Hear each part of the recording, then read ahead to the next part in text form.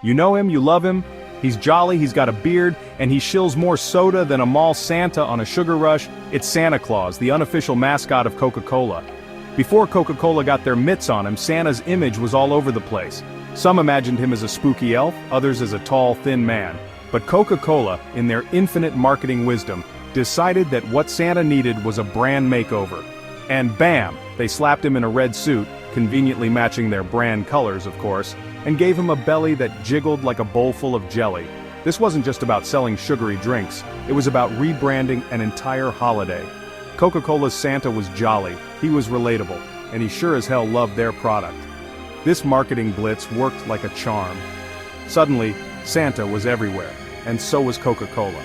This move not only cemented Coca-Cola's place in the cultural landscape, but also ushered in an era of aggressive winter marketing. Think about it, when you picture the holidays, do you picture a peaceful snowy landscape? Or do you picture a jolly fat man in a red suit guzzling down a Coke? Let's talk trash, specifically the plastic kind. Coca-Cola produces a mind-boggling 120 billion plastic bottles each year. That's enough to circle the Earth over 1,300 times. Now you might be thinking, but I recycle, and that's great. Except recycling isn't some magical solution to our plastic problem. In reality, only a tiny fraction of plastic ever gets recycled. The rest? Well, it ends up polluting our oceans, choking marine life, and leaching harmful chemicals into the environment. It's a plastic disaster of epic proportions, and Coca-Cola is right there in the thick of it. They've made big promises about using recycled plastic, but let's be real, their actions are about as convincing as a diet soda that claims to taste exactly like the real thing.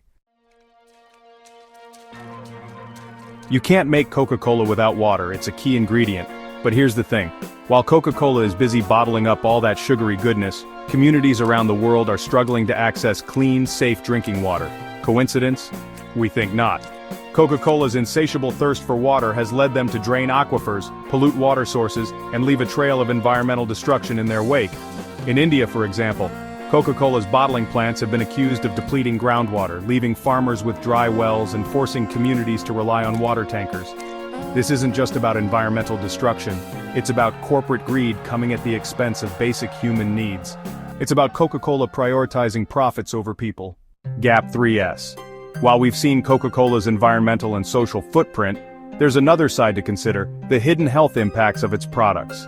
Coca-Cola's sugary drinks are a major contributor to the global obesity epidemic, leading to a host of health problems like diabetes, heart disease, and tooth decay. The company spends billions on marketing to ensure its products are seen as fun, refreshing, and even necessary, particularly targeting children and adolescents. But behind the glitzy ads and catchy jingles lies a troubling reality. Studies have shown that regular consumption of sugary drinks significantly increases the risk of chronic diseases, putting an immense burden on healthcare systems worldwide. And let's not forget the aggressive lobbying efforts Coca-Cola undertakes to stifle public health initiatives aimed at reducing sugar consumption. Whether it's fighting soda taxes or funding research to downplay the health risks, Coca-Cola prioritizes its profits over public health. It's a stark reminder that the impact of our choices extends far beyond our taste buds. So, as you sip on that soda, consider the long-term cost to your health and the power you hold as a consumer to demand better. What's the secret ingredient in your Coca-Cola? If you guessed sugar, water, and caffeine, you're only getting half the story. The other half is a whole lot murkier. We're talking about human rights violations, worker exploitation, and a corporate disregard for basic human dignity. Take the case of Sinaltrainal, a Colombian trade union that represents workers at Coca-Cola bottling plants.